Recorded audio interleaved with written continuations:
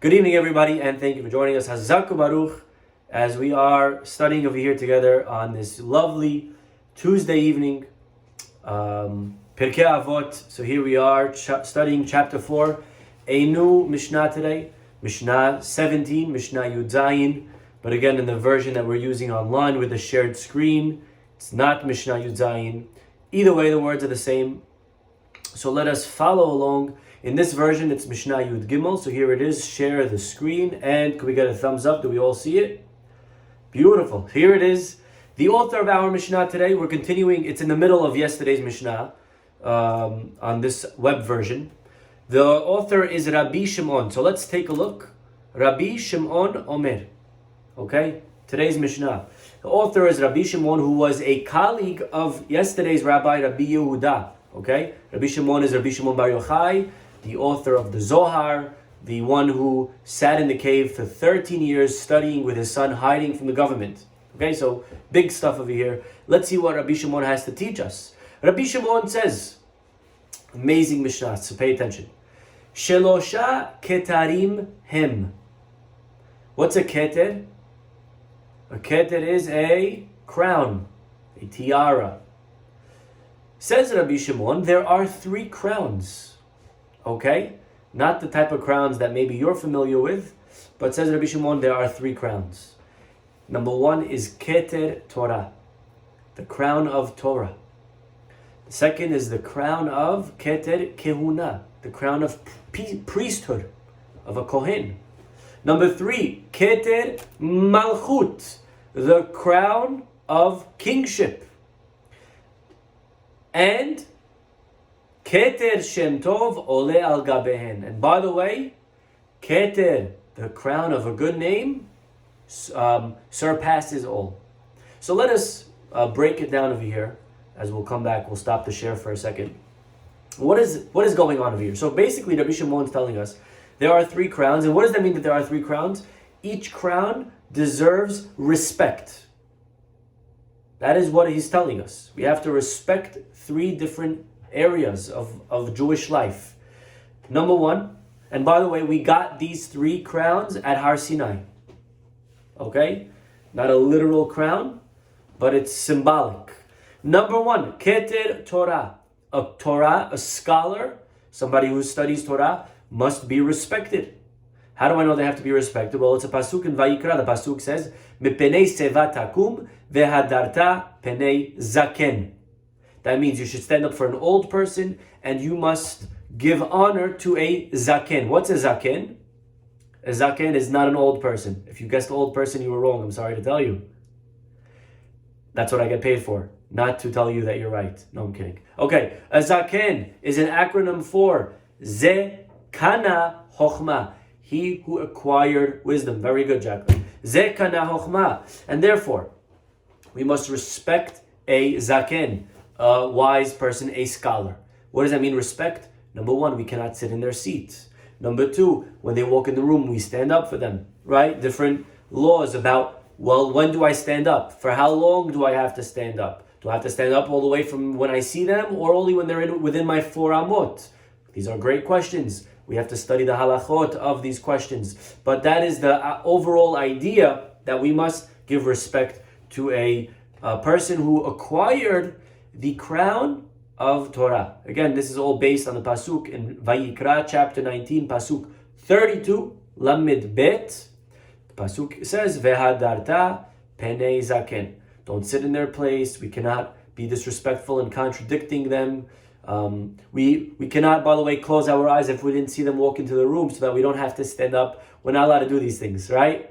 Right? Oh, I didn't, look down at my phone. I didn't see the rabbi walk in. We cannot do that. Okay. Now, of course, Rambam is very, very on fire over here. The Rambam says, you want the crown of Torah? You think it's an easy thing to have the crown of Torah? Says the Rambam in Halachot Talmud Torah, chapter 3, Halacha Vav. You know what it means to acquire the crown of Torah? Parents is a separate mitzvah. Parents is a separate mitzvah. Okay, it's not part of rabbis. That's a separate mitzvah from this week's parasha. Kaved et avicha ve'et imecha. Okay? The 10 Commandments. We have to respect our parents. Okay? Now, says the Rambam, you know what it means to acquire Torah? Lo yas, right? Mishenesa'oli bo. Someone whose heart uplifted him. Lekayem mitzvah zo karaui. To properly fulfill this mitzvah, says the Rambam. Where did it go? Lost place. Sorry. 1 second. Here we go.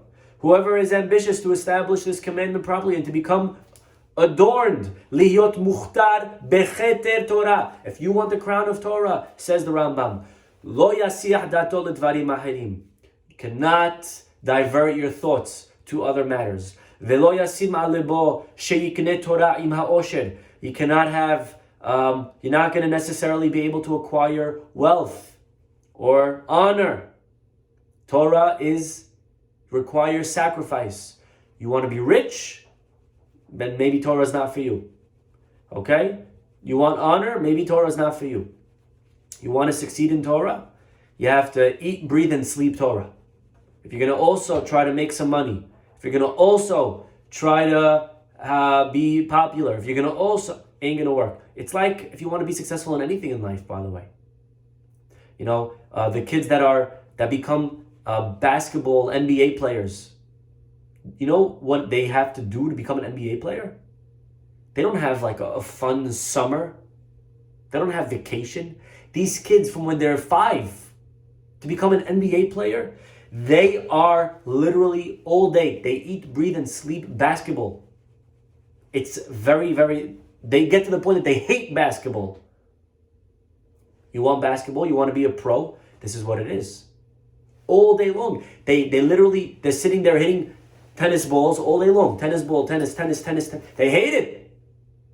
You want to be a pro or not? This is what it is. I want to have some fun. Then tennis is not for you. Then you're not going to be a pro. You want to be a professional. Says the Rambam, you want Keter Torah. It ain't going to come easy. And he goes on, and he continues in same chapter, Halacha 13. Says the Rambam, you know what it means to acquire Torah as well.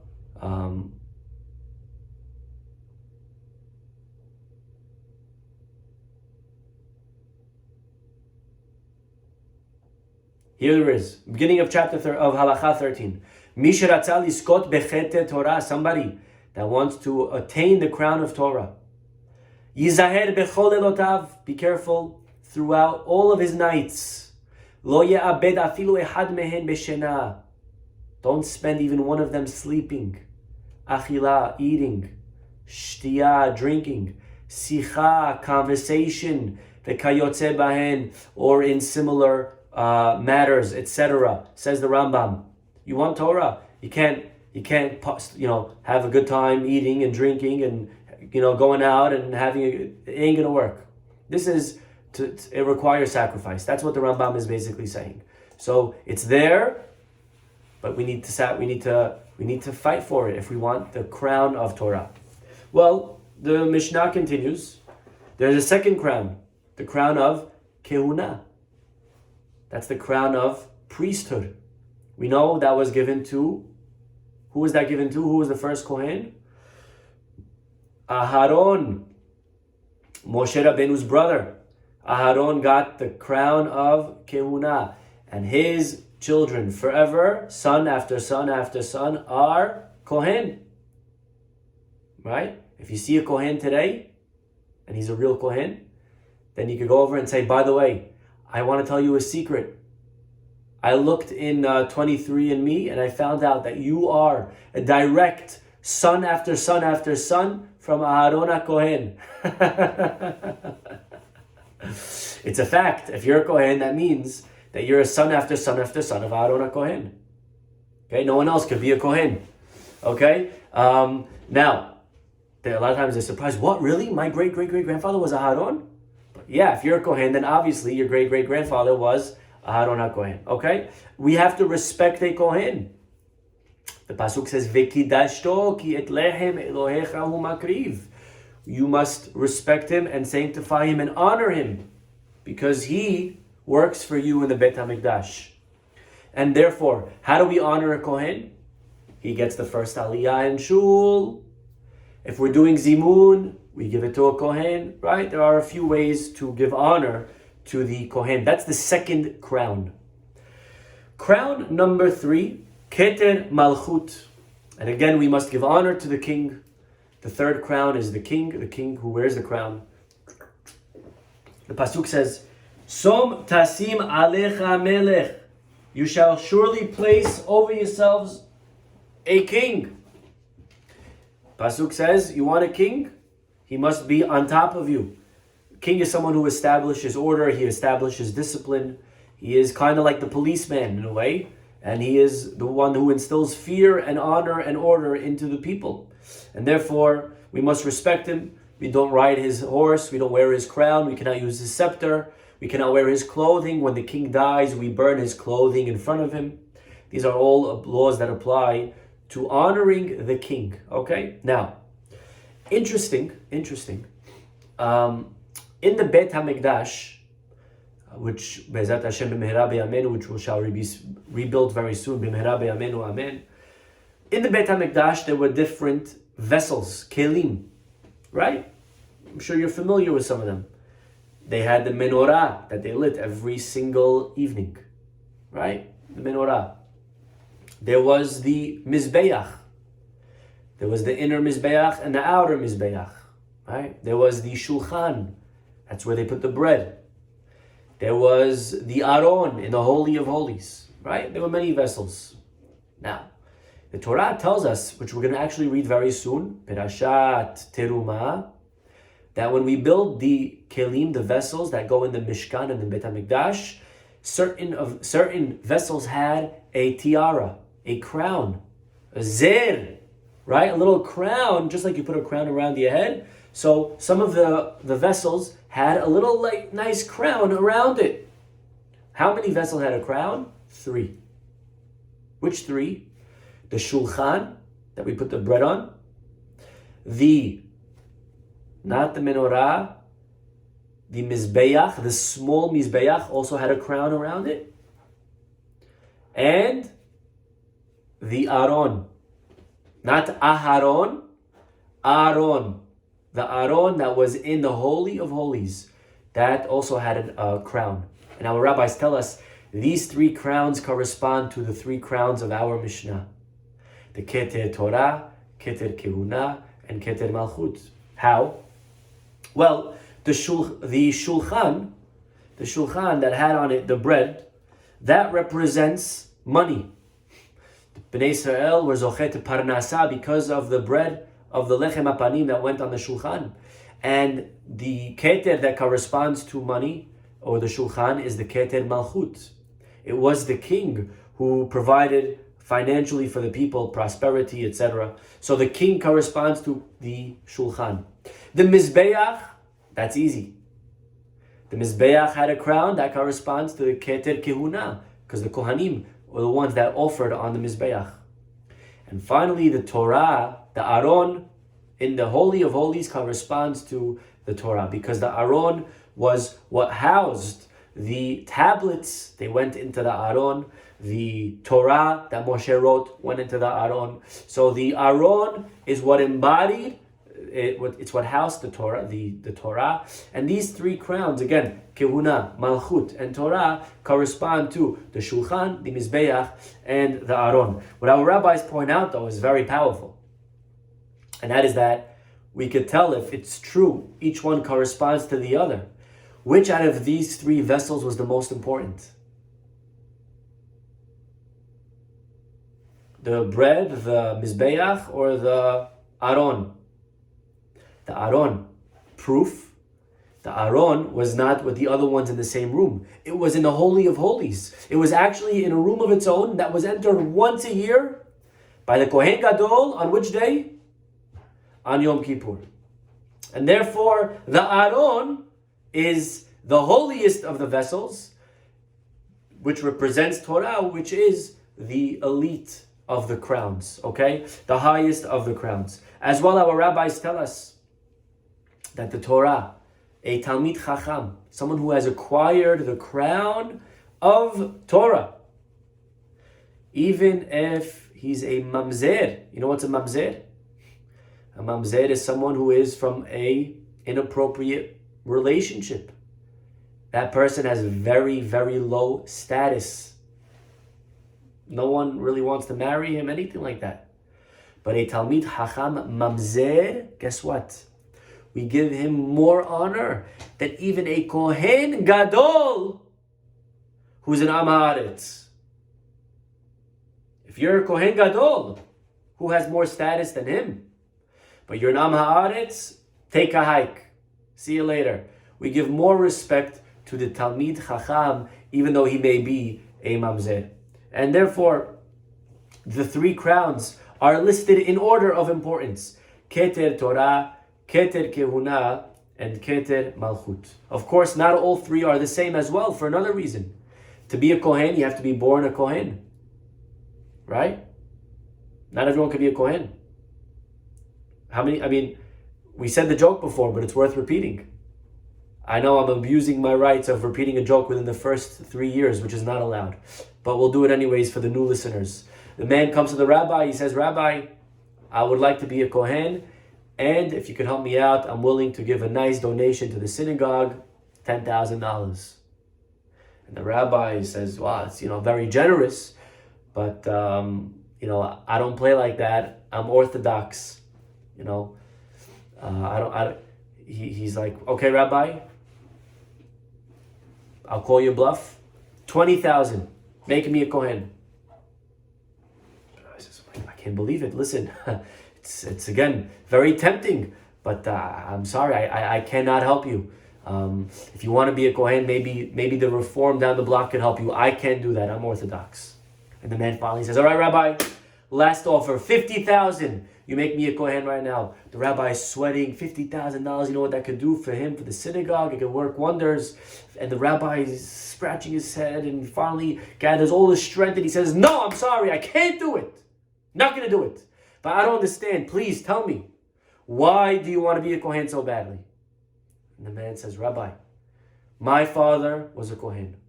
His father was a Kohen. I really want to be a Kohen.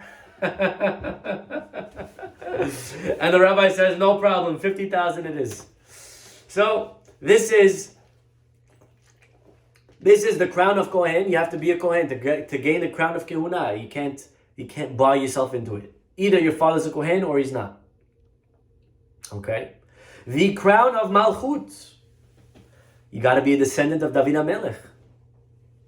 Right? If you're not a descendant of David, you cannot be a king. Matter of fact, I want to tell you something that's mind-boggling. There were a group of people called the Chashmonaim, who we all know. From which holiday? Chashmonaim. Hanukkah. Right? Matitya, Yehuda, Maccabi. They were great people, no? They were people that helped us in Hanukkah. They're the heroes of the holiday, right? Well, guess what happened to the Chashmonaim's great-great-great-grandchildren eventually? You know where they are today? Dead. None of them remained.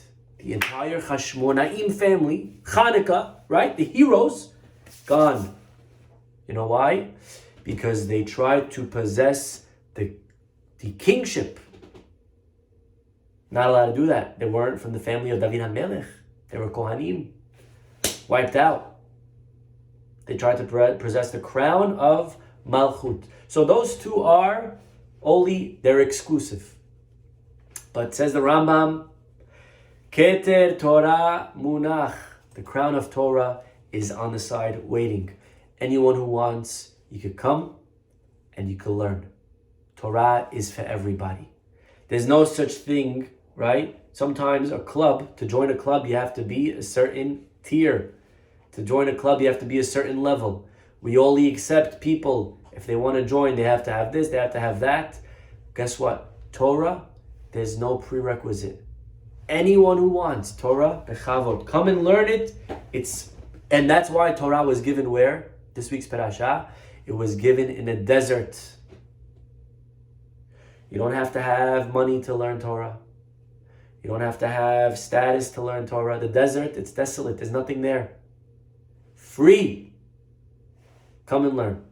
These are the three crowns, again, corresponding to the three different vessels that were in the Beit HaMikdash. By the way, for those of us that were joining us from the beginning of Pirkei Avot, we learned right in the beginning, first chapter, one of the first few Mishnayot. The Mishnah taught us, Al Shlosha Devarim Ha'olam Omed. The world stands on three things. Remember them? Don't forget. Money.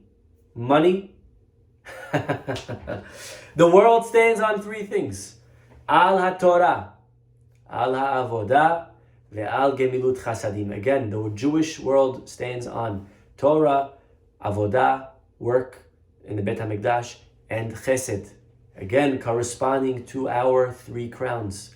Torah is obviously Torah, Avodah is Kohen, Kehuna, and Gemilut Chasadim, which is charity, obviously, is again corresponding to the king who was responsible to feed and to provide for the people, like we find many times with David HaMelech, etc. Okay. However, our Mishnah does not end here. Okay, do we have time? Yes. Our Mishnah does not end here. Our Mishnah says, as lovely as that may be, there is another crown. Which crown? Keter Shem Tov. The crown of a good name. A good name. A good name is very powerful. A good name is very important. By the way, Shlomo HaMelech says, Tov Shem Mishemen Tov. Better to have a good name than even good oil. Okay? Better than money is your name. Okay? Your name is worth everything. A Shem Tov. Keter Shem Tov Ole Al Gabehen. What does that mean exactly? The name, the crown of a good name is more important than a crown of a king, crown of a Kohen, crown of a rabbi. What does that mean exactly? That means that if a Talmid Chacham, a scholar, as nice as that is, as praiseworthy as that is, if the Talmid Chacham does not have a Shem Tov, if the scholar does not have a good name. Now, why won't he have a good name? He doesn't have a good name because he is not refined. He is somebody who is uncouth. He is disgusting character. Well, you know what the Gemara says? I want to tell you what the Gemara says. Gemara says in Moed Katan, page Yud Zayin 17 Amud Aleph. If a teacher is like an angel of the Lord of hosts, if a teacher is angelic, if your teacher has good midot, then seek Torah from their mouth. But if his relationship with people is bad, he is guilty of Chilul Hashem, and he is worse than an ignorant boor. A scholar, someone who wears the crown of Torah, but they're not a nice person. Stay very far from them. Stay very, very far from that person. Likewise, a person that is a king who is lacking in refinement. The pasuk says, "Nasi be'amecha lo ta'or." What does that mean? That means you shall not curse a leader among your people. This is in Shemot, chapter 22. Okay, we're going to read that very soon. The pasuk says that a leader amongst you shall not curse. The Gemara says, "Nasi be'amecha." You know what that means? Be'oseh ma'aseh imecha. Only if they are acting in accordance with the Torah and proper conduct, then we shall not curse them. If a king is not acting in an appropriate way, if he disgraces himself, then we do not have to give honor to such even a king. Okay? Finally, which by the way is an interesting concept. Okay, we'll leave that for now. And finally, okay, we don't have time for that. The third crown, the crown of Kehuna. Keter Kehuna. A Kohen Gadol, you know, there was once a fantastic story in the Gemara. Gemara Masechet Yoma, page Ayin Aleph, page 71. If you're wondering how I know these pages by heart, they're not by heart. I have them written right down in front of me, okay? So I don't want you all to think that I'm memorizing all of these Gemara, okay? Gemara says that one time, a Kohen Gadol insulted the sage Shemaiah and Avtalion. Do you know you ever heard of those names, by the way? Shemaiah and Avtalion, you should know them. They were the teachers of two other rabbis that you probably heard of, Hillel and Shammai. Okay? Rabbi Hillel, Rabbi Shammai, very, very big rabbis. Well, their rabbis were Shemaiah and Avtalion. Says the Gemara, one time there was a Kohen Gadol and he insulted these people, Shemaiah and Avtalion, because they were descendants of converts, of Gerim. So he insulted them. Well, you know what they said back? Let welcome be extended to descendants of heathens. We may be descendants of heathens, but we act the way Aharon acts. And let there be no welcome to descendants of Aharon who does not act like Aharon. So you're making fun of us that we're converts, our ancestors, but we act like a Jew is supposed to act. You're Kohen Gadol, you come from Aharon, but you don't act like Aharon. So what is it worth? Right? Amazing. Amazing. And therefore, all the crowns require a crown of a good name. These are what the crowns require. Now, there is a very beautiful point that I would like to share with you that's discussed by many, Rabbi Twersky amongst them. And that is, and we'll end with this, why, it doesn't just say that each one needs to have a Shem Tov. It says that a Shem Tov is better than the other three, excuse me. So my question is, why is a Shem Tov better than the other three? Why is the crown of a good name better than the crown of Kohen, crown of king, crown of Torah? As well, I want to ask another question. Okay? How many crowns are there? What is the first word of the Mishnah? Says Rabbi Shimon, let's read it again. Shlosha ketarim hen. For those of you that don't speak Hebrew, shlosha is tres, trois, three. Shlosha, there are three crowns. Torah, priesthood, and kingship. And by the way, the crown of good name, so there are four crowns. How could you tell me there are three crowns and then list four? This is a very powerful question, and I see a lot of beautiful answers on the side. It looks like there are four crowns. How could you tell me three? And the answer is that go back to the beginning of the Torah. Hashem created the world. How many days? For 7 days he was creating. Okay? Even Shabbat is a creation. Okay? Fine. Every day God's creating. On the sixth day he says, very interesting, Na'aseh Adam, let us create man. Who's us? Who is God talking to in that sentence? Let us create man. I thought God was the only creator. Matter of fact, later on in history, people came and pointed to this pasuk and said, look, you see, God has partners. And they used that as a way to prove polytheism. But really, we know the truth. God's the only creator. So who was he talking to when he said, let us create? Who is the us? Many answers to this question. Says the Baal Shem Tov. You know who us is? Us. God is talking to me and you. God is talking to mankind. You see, and Rabbi Twersky elaborates on this idea, and there's so much to say, but we don't have time. But just to touch on the concepts. All living things are created in a state of completion. Every creation is already complete. All they do is grow in size. A little bear becomes a big bear, right? A little alligator becomes a big alligator. But they don't transform themselves into something other than what they were created. Right? Even a caterpillar that becomes a beautiful butterfly, that's not an exception to this rule. The caterpillar does not voluntarily choose to become a butterfly. It is in its genes, and there is a code that will cause it at a certain stage in its life cycle to spin a cocoon and emerge as a butterfly. And therefore, everything is already created in a completed form. Okay? That's animals.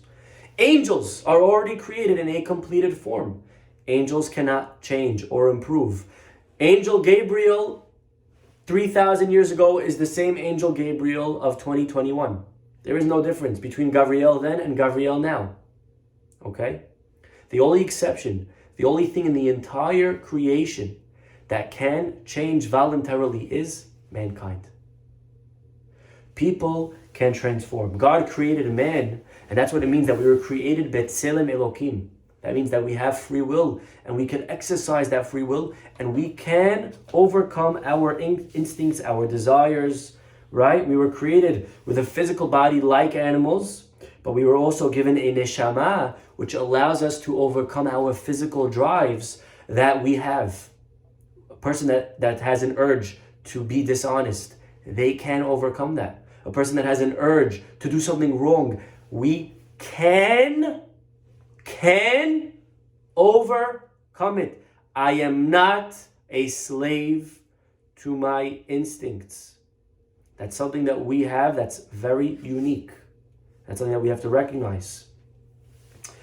When God created man, he created man in the potential state. It is man's job to take that potential and to perfect it. A little baby elephant or ape or gorilla or lizard or giraffe is already created the way Hashem has in mind. He's just going to keep growing a pattern. There's nothing that he could do. Man is not like that. We choose who we want to become. And that's why, what did God call man? Adam. Says the Midrash, Adam, same letters as Me'od. You know what Me'od means? Very much. Because there's no way of knowing what a person will become. It's up to us what we become. The potential in a person, sky's the limit. We choose who we want to be. We're not pre-programmed. And therefore, when God says Na'aseh, you know who he's talking to? Me and you. God says to us, let us create man. So God put man into this world, and then man continues the creation. You know when we're continuing that creation? Right now. Every second of our lives, we're continuing the creation of man. And that's why, by the way, that's why when it says that for example, sometimes it says, the Gemara says, that a person that does X, Y, and Z is a partner to HaKadosh Baruch Hu in creation. That means that he's a partner in the creation of man. It's an amazing concept. And therefore, says the Sfarim say, Kohen, Torah, kingship, those are gifts given by God. God gives money to be king. God gives intelligence to study Torah. God gives Kohen. That's not me. You know what's me? My Shem Tov. Now, of course, I don't want Shem Tov to be confused with reputation. That's a fake reputation. I'm not talking about a faker. Of course, there are fakers. I'm talking about a person who has a real good name because they worked on themselves. And if that's the case, that's in my hands. That's up to me. My name is me. So we ask the question, why does it say 3 and then it lists 4? The answer is it doesn't list 4. It lists 3. A Shem Tov is its own category. The first 3 are kind of up to God. The 4th is its own category, and that is completely up to us. The Shem Tov that we acquire. And that's why Shem Tov, says the Mishnah, Veketer Shem Tov ole al gabehen. The crown of good name surpasses all of them, because the crown of the good name is really in our hands. Hakol bidei shamayim, chutz miyirat shamayim. Everything is in the hands of heaven, except for the fear of heaven. May we be zocheh to acquire the crowns, but most importantly, to acquire the crown of Shem Tov. Have a wonderful night.